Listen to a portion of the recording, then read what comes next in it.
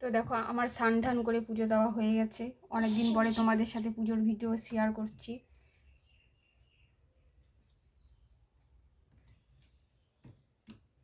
এই দেখো পুজো দেওয়া হয়ে গেছে ঠাকুরকে।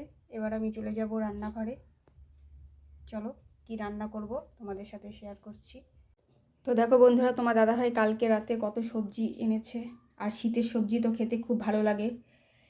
আজকে তো আমার নিরামিষ, সেজন্য আমি নিরামিষ রান্না করবো। আর দেখো এখানে আমি কিন্তু লাইট ডোকা কালকে রাতেই কেটে রেখে দিয়েছি, কারণ কেটে রেখে দিলে অনেকটা রান্না করতে সুবিধা হয়।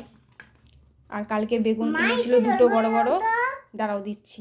তো এই দেখো বেগুন এনেছিল, একটা কালকে পুড়িয়ে খেয়েছি। আর ফুলকপি, এখন এর ফুলকপি খেতে তো খুব টেস্ট। আর আজকে নিরামিষ, সেই জন্য আজকে আমি এই লাইট ডোকার তরকারি করব। আর এখানে তোমার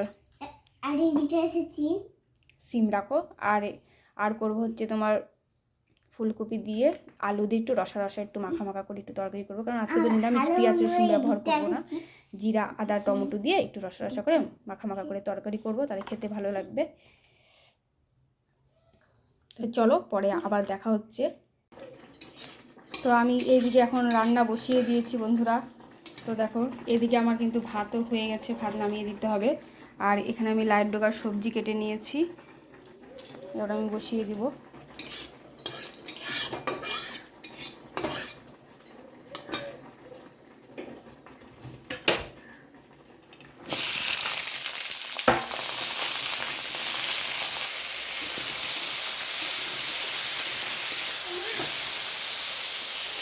তো দেখো এখানে আমি বসিয়ে রেখে দিয়েছি তরকারি।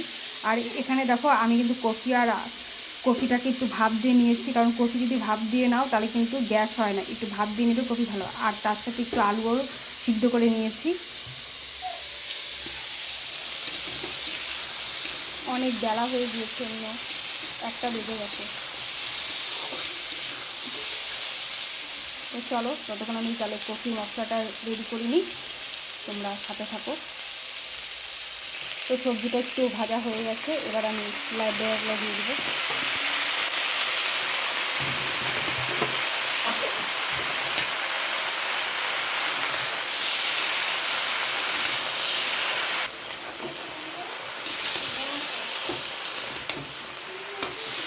লাইট ডোকা খেতে কার কার ভালো লাগে একটু কমেন্ট করে জানিও। আমার তো খুব ভালো লাগে।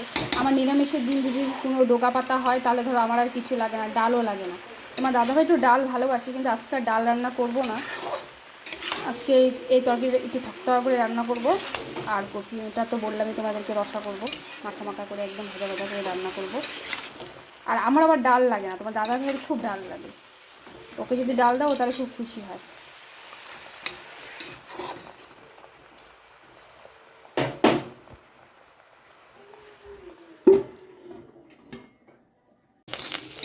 তো দেখো আমি এখানে ফুলকপি ভাজা বসিয়ে দিয়েছি। ফুলকপিটা প্রথমে আমি ভেজে নিব।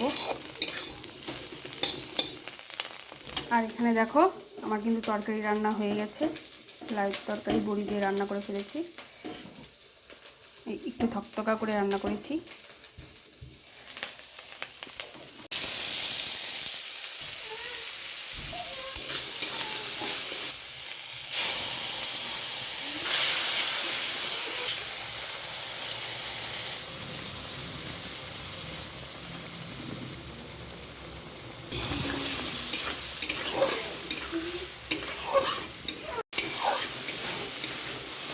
এবার আমি মশলাটাকে ভালো করে কষিয়ে নিচ্ছি বন্ধুরা।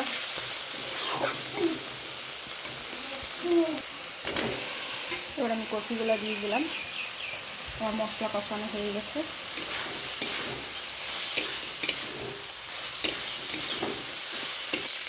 তো দেখো আমার কিন্তু কপির তরকারি হয়ে গেছে। আর আমি এমন করেই ভাজা ভাজা করেই করবো, তোমাদেরকে বলেছিলাম